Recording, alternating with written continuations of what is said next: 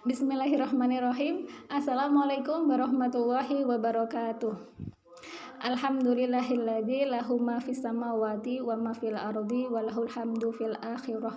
Raditu billahi robba wa bil islami dina wa bi Muhammadin nabiyya wa rasulah. Allahumma sholli wa sallim wa barik ala nabiyyina Muhammad wa ala alihi wa ashabihi ajma'in. Qala Allah ta'ala fil Qur'anil Karim, a'udzu billahi minasyaitonir rajim. Bismillahirrahmanirrahim. Ya ayyuhan nasu ubudu rabbakumul ladzi khalaqakum wal ladzina min qablikum la'allakum tattaqun. Shadaqallahul azim. Alhamdulillah, segala puji bagi Allah Subhanahu wa taala. Bagaimana kabar teman-teman semuanya di hari ini, hari Jumat yang kedua di Ramadan 1446 Hijriah. Semoga teman-teman semuanya hari ini dalam kondisi sehat walafiat dan semangat mengisi hari-hari Ramadannya dengan berbagai macam ibadah dan juga amal soleh seperti itu. Amin. Dan jangan lupa teman-teman ya untuk selalu berdoa kepada Allah. Ini sebentar lagi kan berarti kita sudah mau memasukin bukan minggu ya, 10 yang ketiga kayak gitu. Berarti nanti di situ akan ada Lailatul Qadar seperti itu. Maka kita harus mohon kepada Allah supaya oleh Allah kita dimasukkan ke dalam golongan orang-orang yang mendapatkan Lailatul Qadar tersebut seperti itu. Jadi sebelum kita masuk ke 10 hari terakhir itu kita harus berdoa dulu gitu loh. Kita kan nggak tahu oleh Allah itu Lailatul Qadar itu ditaruh di malam ke-21 atau kemudian malam ke-23, kita kan nggak tahu kayak gitu. Jadi sebelum memasuki 10 hari yang terakhir itu kita harus berdoa dulu seperti itu sehingga kita istilahnya apa ya, memiliki peluang kayak gitu ya oleh Allah itu dipilih seperti itu untuk mendapatkan Lailatul Qadar kayak gitu. Amin amin ya rabbal alamin. Teman-teman rahimakumullah, hari ini kisahnya itu adalah kisah orang miskin menemukan uang kayak gitu ya. Ini kalau dalam bukunya Najwa Husain Abdul Aziz itu judulnya Keutamaan Orang yang Amanah dan Istri yang Solihah kayak gitu. Nah, saya ambil judul yang kisah orang miskin menemukan uang kayak gitu karena saya lebih memilih itu yang kisahnya gitu, jadi bukan hikmahnya kayak gitu. Jadi nggak apa-apa ya, semoga Najwa Husain Abdul Aziz ya memaafkan saya kayak gitu ya. Saya ngambil ceritanya tapi kemudian tidak mengambil judulnya kayak gitu ya. Baik teman-teman ya, disimak kisah hari ini kayak gitu, insya Allah bermanfaat sekali untuk bekal kita kayak gitu ya. Jadi kisahnya ini adalah di kota Mekah lagi kayak gitu ya. Jadi kota Mekah itu memang kota yang diberkahi oleh Allah Subhanahu wa taala ya. Sebagaimana yang Allah terangkan dalam Quran surah Ali Imran ayat 96 kayak gitu ya. Di situ kan Allah berfirman, Inna awwala baiti wudi'a lin-nasi bi Bakkata mubarakan wa hudal lil alamin kayak gitu. Jadi Allah di situ menerangkan bahwasanya rumah ibadah pertama yang dibangun untuk manusia itu apa? Yaitu rumah ibadah pertama yang dibangun untuk manusia itu adalah Ka'bah yang ada di Mekah itu kayak gitu. Ya di situ dikata bi Bakkata. Jadi Bakkah itu nama lain dari Mekah kayak gitu. Nah, terus kemudian Ka'bah itu sendiri itu diterangkan oleh Allah dalam Quran surah Al-Baqarah kayak gitu ya, mulai dari ayat 125 sampai 127 itu mengisahkan tentang Nabi Ibrahim kayak gitu yang membangun Ka'bah bersama Nabi Ismail kayak gitu ya. Jadi perkembangan dari Mekah itu sendiri ya teman-teman ya, sebelum kemudian sampai sekarang menjadi kota nomor 1 kalau menurut saya ya. Maksudnya itu kota yang nomor 1 yang tidak pernah sepi dikunjungi oleh manusia, jutaan manusia per bulannya, jadi ya bahkan bisa lebih kayak gitu ya, selalu dikunjungin oleh umat manusia sedunia kayak gitu, umat muslim kayak gitu khususnya kayak gitu ya. Jadi itu tidak bisa lepas dari apa yang dilakukan oleh Nabi Ibrahim sama Nabi Ismail atas petunjuk Allah Subhanahu wa taala. Jadi teman-teman masih ingat tentang kisahnya Nabi Ibrahim yang oleh Allah diberi petunjuk seperti itu untuk kemudian membawa Nabi Ismail kayak gitu ya, dan juga istrinya yaitu Hajar ke Makkah sana kayak gitu ya. Bayangkan jaraknya jauh ya, kalau nggak salah ingat itu dari Palestina sampai ke Mekah sana. Berapa itu kalau cuma misalkan dulu kendaraannya ada unta atau kuda, berapa berapa bulan itu ya perjalanannya itu. Dan Masya Allah dari kisah itu terus kemudian kan waktu itu Nabi Ibrahim meninggalkan Hajar sama anaknya itu kan dalam kondisi Mekah waktu itu belum ramai kayak gitu loh ya, dekat Ka'bah itu belum ramai dengan penduduk kayak gitu. Sampai kemudian Allah mengirimkan suku Jurhum ya, orang-orang dari suku Jurhum yang kemudian nanti dari situ mereka bersama dengan Hajar sama anaknya kemudian membangun sebuah kampung di situ hingga kemudian semakin besar kayak gitu, dan akhirnya ya sampai sekarang ini kayak gitu ya. Jadi amannya kota Mekah sampai sekarang itu juga nggak lepas dari doa yang dipanjatkan oleh Nabi Ibrahim maksudnya ya, maaf salah ngomong, Nabi Ibrahim sebagaimana Allah sebutkan dalam Quran surah Al-Baqarah ya 126 kayak gitu ya. Jadi bahkan dalam sebuah hadis Rasulullah itu dijelaskan bahwasanya salah satu tempat nanti yang tidak bisa dimasukin oleh Dajjal kayak gitu ya, itu adalah salah satunya adalah kota haram yaitu Makkah kayak gitu, Masjidil Haram kayak gitu, dan juga Madinah kayak gitu ya. Jadi semoga kita semuanya oleh Allah diizinkan kayak gitu ya untuk bisa berkunjung ke kotanya Nabi Muhammad SAW yaitu kota Makkah dan Madinah kayak gitu. Amin amin ya robbal alamin.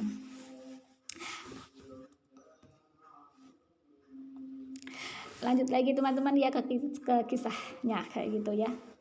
Jadi ini kisahnya di kota Mekah kayak gitu ya. Ada seorang laki-laki yang dia itu miskin kayak gitu ya.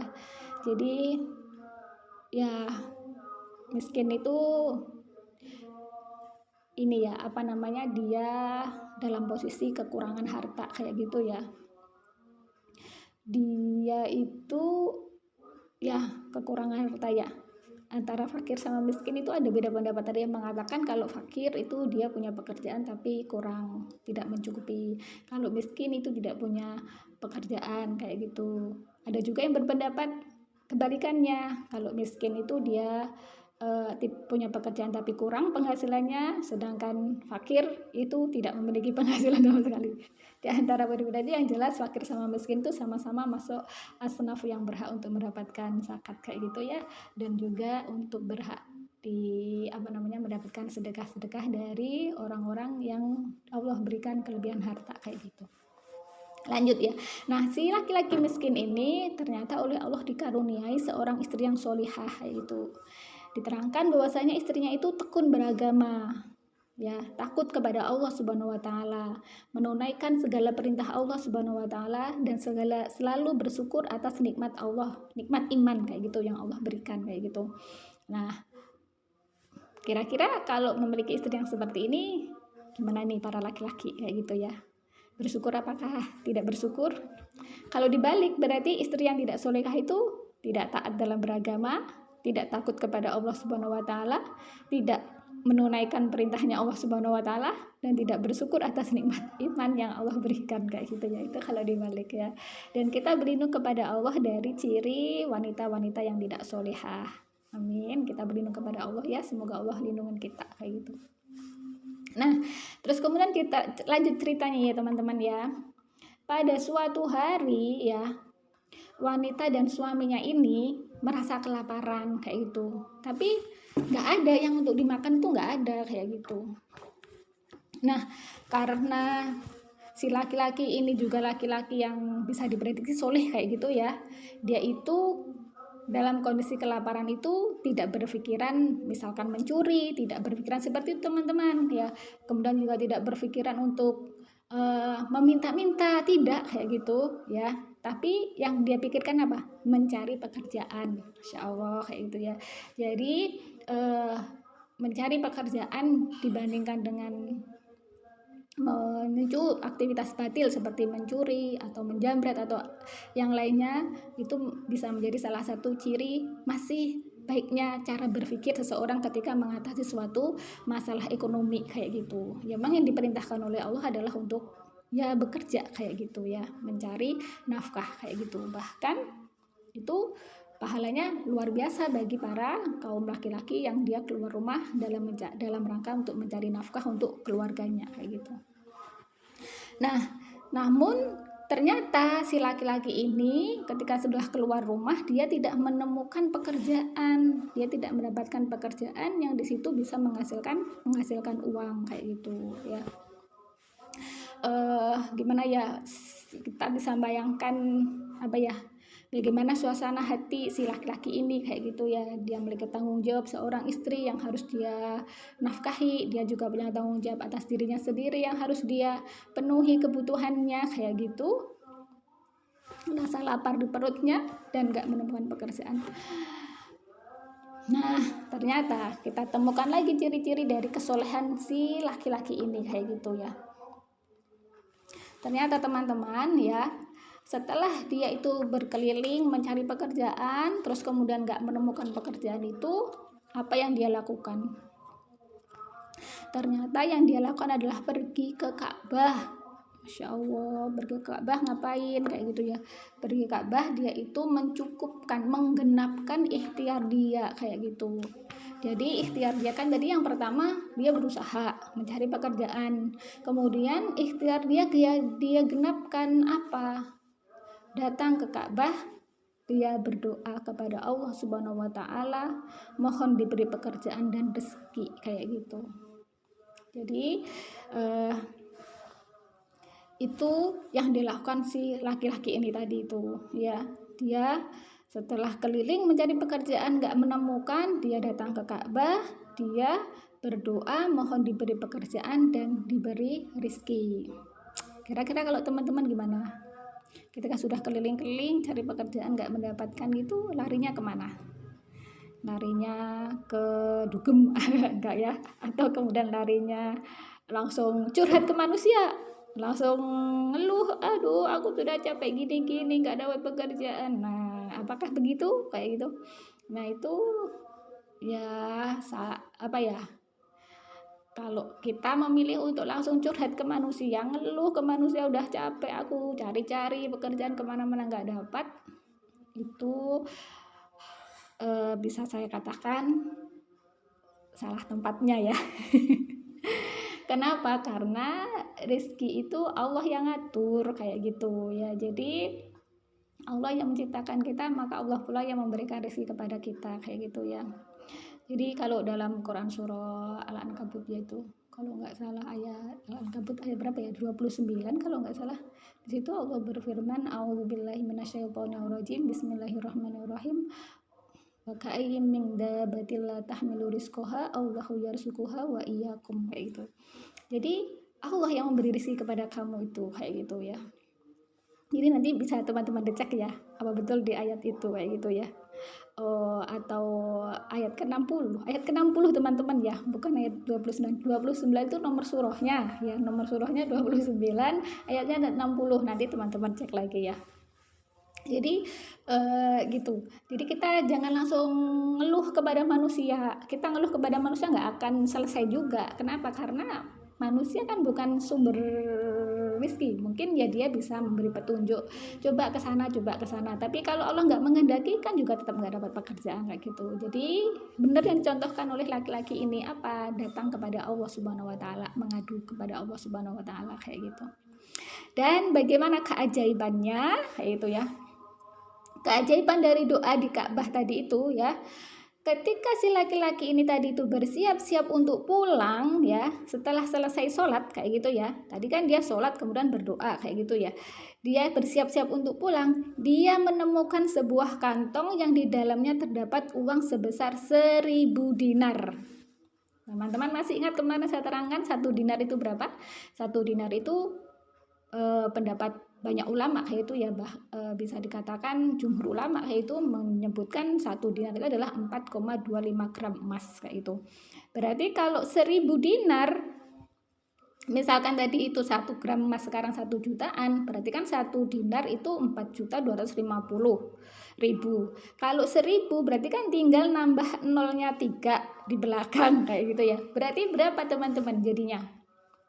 Jadi 4.250.000 ditambahi 03 di belakangnya. Jadi nolnya jadi 9 ya. Kalau 9 berapa? Ya 9. Berarti miliar kayak itu. Jadi 4 miliar 4 miliar gimana? Jadinya ya 9 ya. Kalau jutaan kan 6, kalau miliar kan 9, kalau triliun kan 12. Jadi ini ketemunya 4.250.000.000. Bayangkan teman-teman, dari sholat dan berdoa tadi itu ya ternyata oleh Allah dia itu diuji tambahan ya. Diuji dengan menemukan sekantong uang yang berisi 1.000 dinar kayak gitu. Dan itu kalau dikuruskan sekarang kurang lebih itu sekitar 4.250.000.000 kayak gitu. Masya Allah, itu gimana kalau teman-teman mendapatkan uang segitu itu? Teman-teman, kalau kalian menemukan barang itu ada dalam Islam itu ada ketentuan ya, itu namanya luqotoh teman-teman ya. Jadi ketika menemukan barang seperti emas, perak, atau kemudian uang ini dinar dirham itu kan juga dari emas dan perak, atau kemudian barang-barang yang awet kayak gitu ya, yang itu awet seperti itu ya, maka itu ada hukum syaratnya kayak gitu ya, tidak bisa langsung kemudian dimilikin gitu aja, nggak bisa kayak gitu ya. Jadi terkait dengan barang temuan kayak gitu ya, ada hadis dari Rasulullah SAW kayak gitu ya. Ini saya bacakan artinya ya. Dari Anas radhiyallahu anhu, ia berkata, bersabda Rasulullah SAW, barang siapa yang menjumpai barang yang ditemukan, maka ia termasuk orang sesat selama ia tidak mengumumkannya. Hadis riwayat Muslim kayak gitu. Jadi kalau kita menemukan barang kayak gitu, maka harus diumumkan kayak gitu ya. Terus kemudian mengumumkannya berapa lama kayak gitu ya. Nah, itu diterangkan oleh hadis Rasulullah yang lainnya. Ini saya bacakan artinya lagi. Dari Zaid putra Khalid al-Juhani radhiyallahu anhu, ia berkata, ada seorang lelaki datang menghadap Rasulullah SAW dan menanyakan tentang barang penemuan. Maka jawab beliau SAW, periksalah bungkusan dan talinya, lalu umumkan 1 tahun, lalu umumkan sampai 1 tahun kayak gitu. Jadi perintah untuk mengumumkannya itu selama berapa? Selama 1 tahun ya. Summa arifha sanatan, kemudian umumkan selama 1 tahun kayak gitu. Jadi waktu lama untuk mengumumkannya itu adalah selama 1 tahun. Fa in jaa sahibuha ya, maka jika datang pemiliknya kayak gitu, berikanlah kayak gitu. Tetapi jika tidak ada yang mengambilnya, maka itu terserah kepadamu kayak gitu. Jadi ini hadis riwayat Bukhari dan Imam Muslim kayak gitu ya. Jadi teman-teman, kalau teman-teman menemukan uang barang awet seperti emas, perak, uang kayak gitu ya, atau kemudian misalkan menemukan sepeda kayak gitu ya, atau kemudian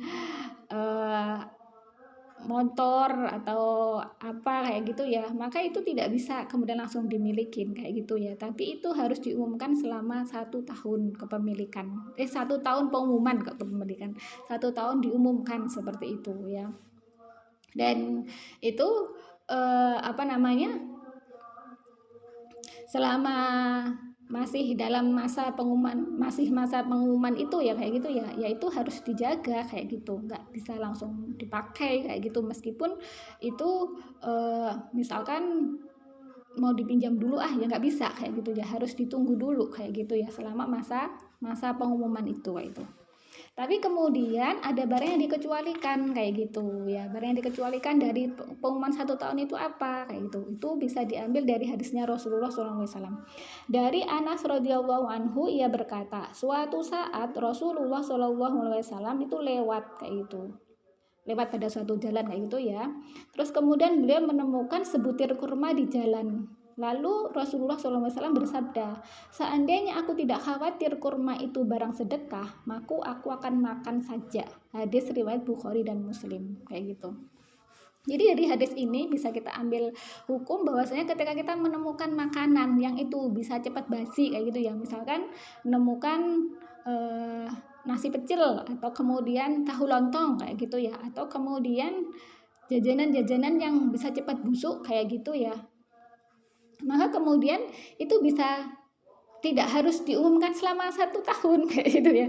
Itu kalau diumumkan 1 tahun ya sudah lodoh, malah kemudian terbuang sia-sia. Padahal kalau masih bagus, tidak terkena apa-apa meskipun jatuh di jalan ya itu bisa dimakan kayak gitu. Jadi yang seperti itu boleh dimakan kayak gitu ya. Kalau misalkan kemudian nanti ada yang mencari kayak gitu, terus kemudian kita tahu bahwa kita yang makan, ya kita sampaikan, kita ganti kayak gitu ya. Kalau kemudian ternyata orang yang beli lontong tadi itu udah datang ke jalan itu dan kita pas ada di situ, itu ya kita kembalikan. Tapi menggantikannya gimana kayak gitu. Kalau dia mau diganti dengan uang ya diganti dengan uang, kalau mau diganti dengan lontong ya kita belikan lontong yang dimakan tadi. Tapi itu nggak membutuhkan pengumuman selama satu tahun kayak gitu untuk barang-barang yang seperti makanan yang cepat basi kayak gitu, atau yang lain apa ya, makanan atau kemudian kue-kue kayak gitu ya. Itu berdasarkan hadis tadi itu. Memang kalau Rasulullah SAW itu tidak makan ini ya, barang sedekah seperti itu. Kalau Rasulullah dihadiahi itu Rasulullah menerima kayak gitu. Nah itu kekhususan untuk Rasulullah SAW gitu. Nah teman-teman, lanjut lagi ya. Ini saya harus tancap gas cepat-cepat kayak gitu karena waktunya juga tinggal beberapa menit lagi kayak gitu ya.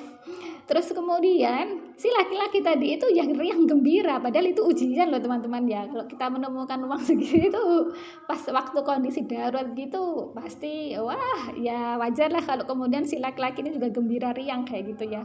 Ya bisa jadi kita juga begitu ya. Tapi setelah tahu hukum tadi mungkin kita langsung waduh ujian ini kayak gitu ya. Nah kemudian si laki-laki ini langsung pulang menemui istrinya dan dia menceritakan tentang apa yang terjadi kayak itu. Nah kemudian apa jawabnya istrinya ini? Nah ini kita menemukan bukti kalau istrinya itu istri yang solehah kayak itu. Dia berkata, hai Abdullah kayak gitu, kembalikan uang itu ke tempat engkau menemukannya. Tanyakan pada orang-orang apakah ada yang kehilangan uang, apalagi apabila tidak ada yang memiliki, maka baru uang itu milik kita. Nah ini alam ya, ini si istrinya ini mungkin belum tahu hadis tadi itu ya. Kalau harus diumumkan selama 1 tahun tadi itu. Tapi ini sudah kelihatan bahwa si istri ini bukan kemudian mata duitan kayak itu, yang kemudian istri suaminya tahu nemukan uang 1.000 dinar langsung wah kita ambil kita pakai gitu, enggak. Tapi dia menasihatin suaminya untuk dikembalikan itu uang ke tempat engkau menemukannya kayak gitu. Kalau tidak ada yang memiliki, baru kemudian itu milik kita kayak gitu ya. Jadi ini gimana para istri kalau misalkan menemukan suami yang begini, ini gimana menemukan uang gitu? Atau kemudian si istri menemukan si suami ngambil uang korupsi gitu, enggak ya? Nauzubillah. Nah, terus kemudian si laki-laki ini juga ternyata laki-laki yang sulih kayak gitu. Setelah mendengar nasihat dari istrinya, si laki-laki ini kemudian pergi dan melakukan apa yang dinasihatkan oleh istrinya kayak gitu. Dia kemudian ya tadi itu mengembalikan uang itu di tempat dia menemukannya kayak gitu. Tapi kemudian ya teman-teman, kalau namanya rezeki itu nggak bakalan lari kayak gitu. Kalau memang oleh Allah itu sudah ditakdirkan itu harta milikmu kayak gitu ya, itu akan tetap menjadi milik kita kayak gitu ya. Tapi kalau Allah sudah mentakdirkan itu bukan milikmu kayak gitu ya, mau usaha kayak apapun ya nggak jadi milik kayak gitu. Ya, ternyata ya akhirnya ya ketika laki-laki tadi itu mengembalikan uang tadi itu tempat dia menemukannya, dia mendengar ada seseorang yang bertanya kepadanya, mana kantong yang berisi uang 1000 dinar itu, kayak gitu. Ini ternyata ada orang yang mencari kayak gitu, mencari uang kantong yang berisi sekantong uang yang berisi 1000 dinar tadi itu. Nah, si orang miskin tadi itu langsung menjawab, saudara, ini kantong yang berisi uang 1000 dinar itu, kayak gitu. Nah, gimana? Kalau teman-teman ketika menemukan uang 1000 dinar, terus kemudian ya ingin dikembalikan sih, tapi ketemu orangnya, gimana hatinya? Waduh, kok ada yang mencari kayak gitu ya? Enggak ya. Semoga kita langsung senang, alhamdulillah uangnya ternyata ada pemiliknya kayak gitu ya. Nah, terus ternyata ya, laki-laki yang bertanya tadi itu malah berkata demikian, teman-teman. Kantong itu sekarang menjadi milikmu aja. Aku tambahkan lagi 9.000 dinar untukmu. Masya Allah. Kita lihat teman-teman ya. Itu yang saya katakan bahwa kalau rezeki itu tidak akan kemana-mana kayak gitu ya. Kalau oleh Allah sudah ditulis dalam Lauhul Mahfuz itu untukmu, itu ya tetap untukmu kayak gitu ya. Ternyata ini malah ditambah 9.000 dinar. Berarti jadinya jadi berapa? Kalau tadi itu 1000 dinar ditambah 9.000 dinar berarti 10.000 dinar. Berarti berapa itu kalau 10.000 dinar? Ya. Jadi tambah nolnya lagi itu ya di belakangnya ya. Masya Allah, subhanallah ya. Kayak gitu. Jadi itu teman-teman ya. Si fakir ini ternyata reaksinya nggak seperti kita. Kalau kita mungkin, alhamdulillah, benarkah ditambah dengan 9.000 dinar kayak gitu ya. Ternyata si fakir ini tuh jawabannya nggak begitu teman-teman ya. Si orang miskin ini malah berkata apa? Dia berkata, hei saudara, mengapa engkau menghinaku dengan berkata seperti itu? Jadi si orang miskin tadi itu merasa malah dihina, konyak aku kayak gitu. Dengan kau tambahkan, kau berikan kantong 1000 dinar itu dan kau tambahkan lagi 9.000 dinar, kau menghina aku kayak gitu. Dia malah berkata begitu gitu. Ya Allah gitu ya. Terus kemudian laki-laki tadi itu yang pemilik kantong itu menjawab, aku tidak sedang menghinamu, akan tetapi aku punya saudara yang memberiku uang 10.000 dinar. Dia berkata padaku, masukkanlah 1000 dinar dari uang ini ke kantong dan letakkan di Masjidil Haram. Kemudian serulah kepada khalayak ramai siapakah yang menemukan uang dalam kantong itu. Apabila ada yang mengembalikan kantong itu dan di dalamnya ada 1000 dinar, maka ia adalah orang yang terpercaya.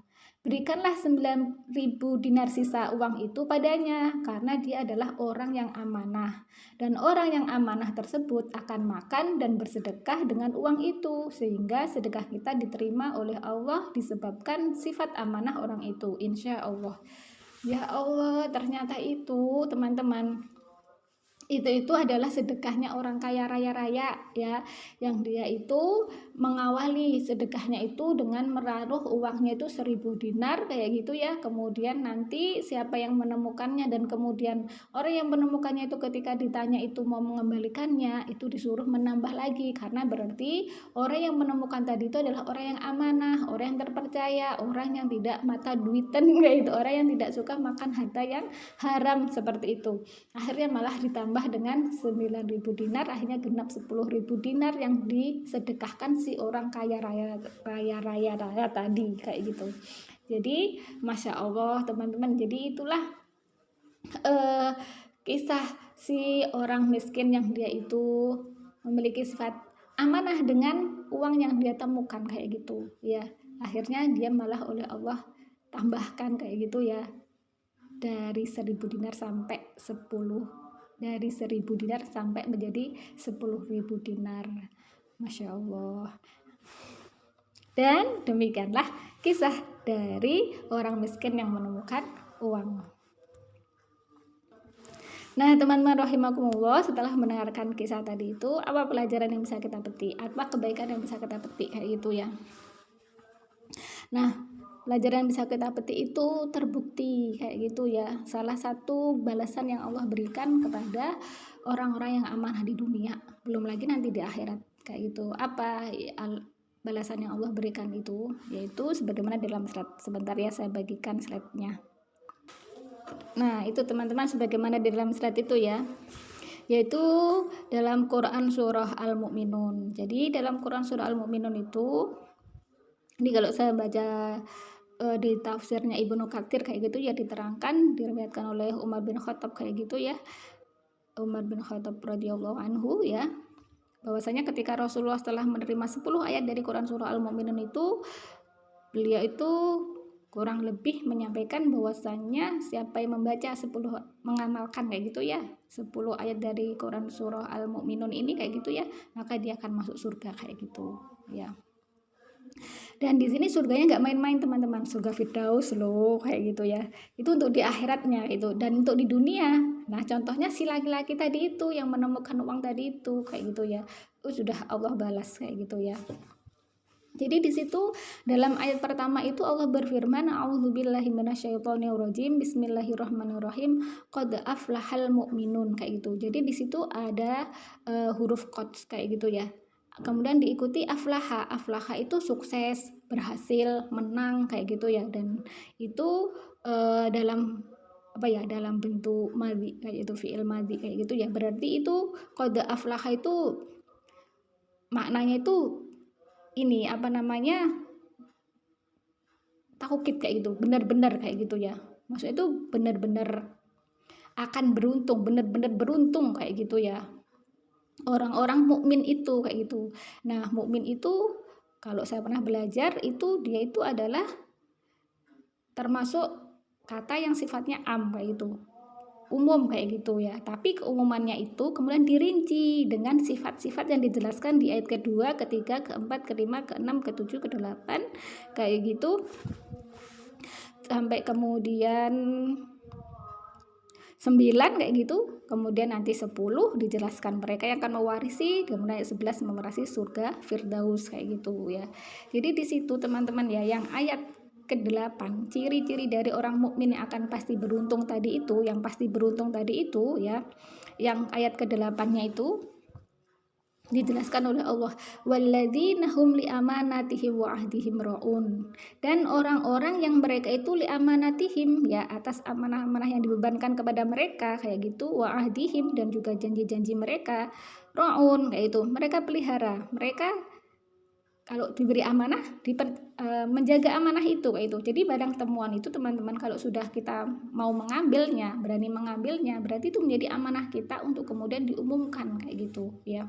Kemudian selama masa itu berarti kita harus menjaganya, amanah kayak gitu ya. Salah satunya tadi itu ya, ketika menemukan amanah, dijaga amanahnya gitu. Dan itu menjadi salah satu ciri orang-orang mukmin yang kemudian itu akan mewarisi surga Firdaus kayak gitu ya. Itu diterangkan dalam Quran surah Al-Mu'minun ayat 10-11. Nah, nanti teman-teman bisa buka Al-Qur'annya kayak gitu. Nah, ciri-ciri yang lainnya apa? Ya, teman-teman buka ya, mulai dari orang yang khusyuk dalam sholatnya, ayat kedua itu, terus kemudian meninggalkan hal yang tidak bermanfaat, ayat ketiganya, kemudian ayat keempatnya yang membayar zakat, kemudian ayat yang kelimanya itu adalah menjaga kemaluannya kayak gitu, terus kemudian ayat yang ke-8 itu amanah dan janji dia pelihara, kemudian yang ke-9 adalah menjaga sholatnya kayak gitu. Nah itu ciri-ciri orang mukmin yang itu sudah Allah janjikan pasti akan beruntung, pasti kemudian akan menang, dan mereka akan mewarisi surga Firdaus kayak gitu. Dan itu balasan nanti di akhirat. Dan di dunia ternyata ketika ada laki-laki soleh tadi tuh yang dia menemukan uang dan dia amanah atas uang itu, dia tidak manfaatkan uang itu kayak gitu ya, dia tidak tidak terbawa nafsunya kayak gitu ya, dengan bantuan istri yang solehah, akhirnya dia bisa amanah dengan harta itu dan mengumumkannya, hingga kemudian Allah balas di dunia dengan berlipat-lipat kayak gitu ya uangnya dia dapatkan kayak gitu. Jadi itu salah satu kebaikan yang bisa kita ambil dari kisah hari ini teman-teman. Adapun kebaikan-kebaikan yang lainnya bisa teman-teman cerna ya kayak gitu ya, mulai dari contoh tadi itu ada usaha, ada doa, terus kemudian tidak makan dari sesuatu kecuali ya sesuatu itu ada yang halal kayak gitu. Dan ternyata teman-teman waktunya sudah jam 2 lebih, berarti harus kita akhiri sampai di sini kajian bulan Ramadan 1446 Hijriah hari ini kayak gitu. Mari kita baca istighfar 3 kali dan doa kafaratul majelis. Astagfirullahaladzim, astagfirullahaladzim, astagfirullahaladzim. Subhanakallahumma wa bihamdika asyhadu an la ilaha illa anta astaghfiruka wa atubu ilaik. Alhaqqum bi rabbika fala takunanna minal mumtarin. Sungguhnya kebenaran itu datangnya dari Allah, dan kalau ada salah kelirunya itu semata-mata kelemahan saya pribadi, mohon dimaafkan. Dan akhirnya saya akhiri, wassalamualaikum warahmatullahi wabarakatuh.